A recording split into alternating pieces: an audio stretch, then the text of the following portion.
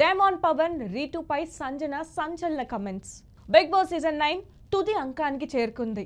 మొన్నటి వరకు family week తో హౌస్ లో ఎమోషనల్ సీన్స్ కనిపించాయి. ఇక హౌస్ లోనే కాకుండా వీకెండ్ లో స్టేజ్ పై కుటుంబ సభ్యులను చూసి భావోద్వేగానికి గురయ్యారు.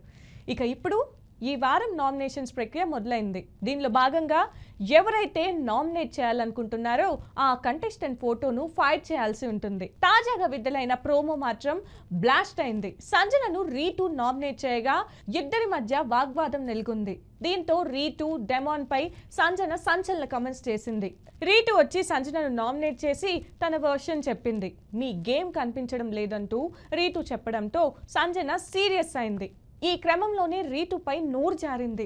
ఆట ఆడాను కాబట్టి ఇక్కడి వరకు వచ్చాను. అసలు నీలా నేను ఇంట్లో బూతులు కూడా మాట్లాడను. నువ్వు రాత్రంతా వెళ్ళి డెమాన్ పక్కన కూర్చుంటావంటూ రీతుపై నోరు జారింది. ఆమె మాటలకు హౌస్ మొత్తం షాక్ అయింది. కళ్ళు మూసుకునేంత నేనేం చేశాను బిగ్ బాస్ అంటూ కన్నీళ్లు పెట్టుకుంది రీతు. దీంతో ఇమ్ము సంజనపై సీరియస్ అయ్యాడు.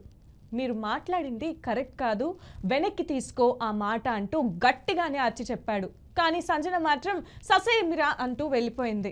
మొత్తానికి ఈ వారం నామినేషన్స్ మాత్రం రచ్చగానే సాగినట్లుగా తెలుస్తుంది.